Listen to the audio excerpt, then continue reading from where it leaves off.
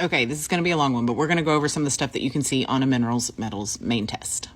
Okay, so we've redacted the name and the owner's name, so the horse's name and the owner's name, so that we don't get any of that mixed up. So here is the first chart we tend to go over for a minerals metals main test. I can't go over everything in this format, but a couple things that sneak out. You guys hear me talking about watching out for iron intake, iron and supplements, all that kind of stuff. This horse has tremendously high iron, and that is one of the things that we tend to get concerned about.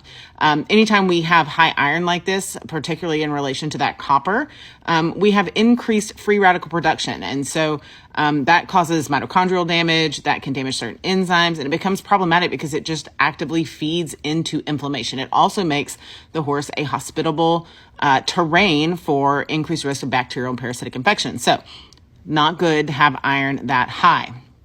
Another thing you'll notice, people ask, like, can you tell if there's a vitamin E deficiency on a minerals metals main test? And the answer is no, you can't. You have to have a serum or blood draw from your vet.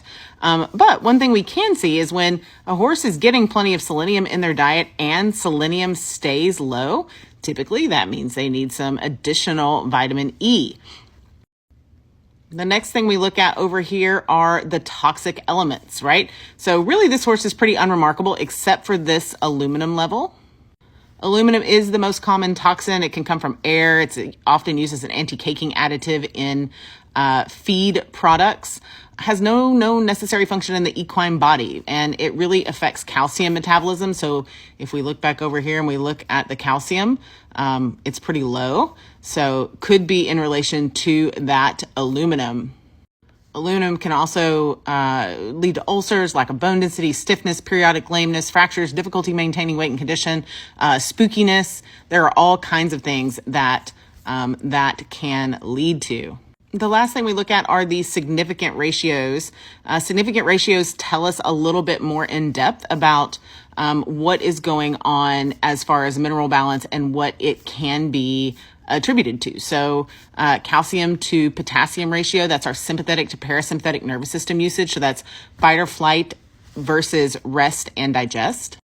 Sodium to potassium level is adrenal glands, vitality, overall anabolic versus catabolic state. So are they spending more time in the anabolic building tissue, building muscle state, or the catabolic state where they're consuming their own tissue for energy reserves? Calcium to potassium is the next one, and that is thyroid oxidation rate. Zinc to copper, which just tells us if they're having a decreased thyroid effect at the cellular level or an increased thyroid effect, possibly even thyroid toxicity. Zinc to copper, hormones, cardiovascular system. This relates heavily to bleeders for horses that are in speed events. Sodium to magnesium is the adrenal oxidation rate. So it's really telling us if they're in an alarm reaction, acute stress, or chronic stress type situation, so that we can point them in the direction of, like, okay, you investigate this, ask your vet to look into this, that sort of thing. Sodium to magnesium, I just said that one. Calcium to magnesium is blood sugar pancreas. So when that is elevated, typically that's an indicator that we're overeating sugars and starches. There might be a lifestyle imbalance, that sort of thing. If it's on the low side, we're looking more at insulin regulation. So that tells us, what kind of follow-up tests we need.